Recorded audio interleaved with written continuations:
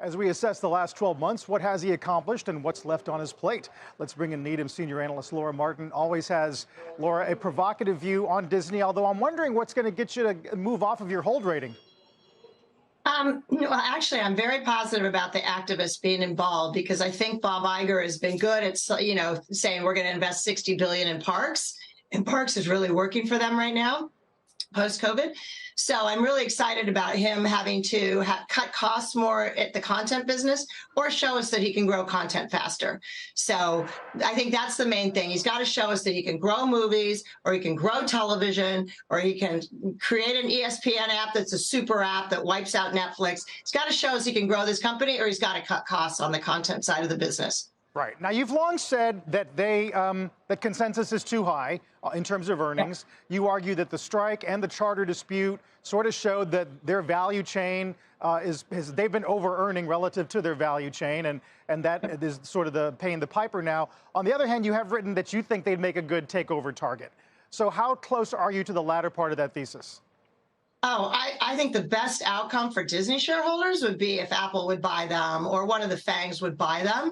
Unfortunately, you sort of probably need a Republican administration in order to have a Republican, DOJ commissioner.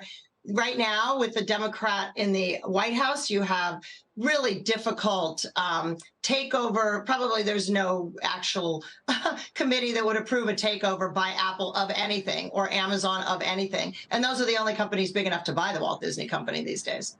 Okay, short of that, Laura, are we any closer to a succession plan than we were a year ago? Have any other good candidates emerged?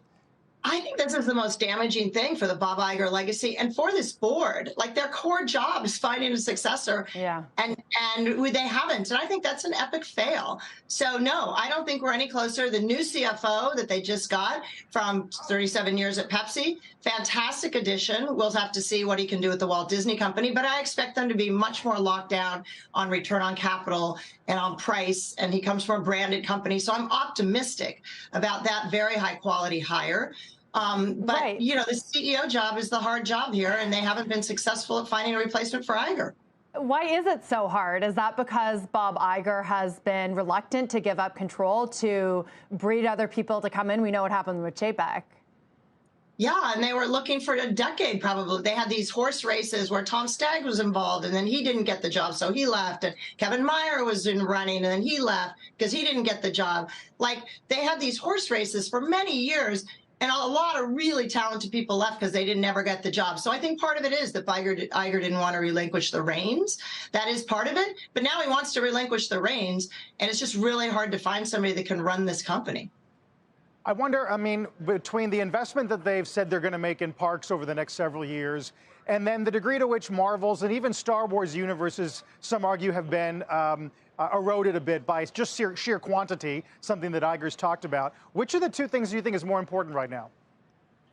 I think the most important thing is the fundamentals. So it's the box office attendance, the content. Great content, as we know from Barbie and Oppenheimer, does bring people into theaters, does get consumers to get off their couch. But they aren't making that kind of compelling content. So, yes, they need to make better content, but also they need to be aware that the consumer is spoken. The consumer wants to sit at his house and have streaming access on all his devices.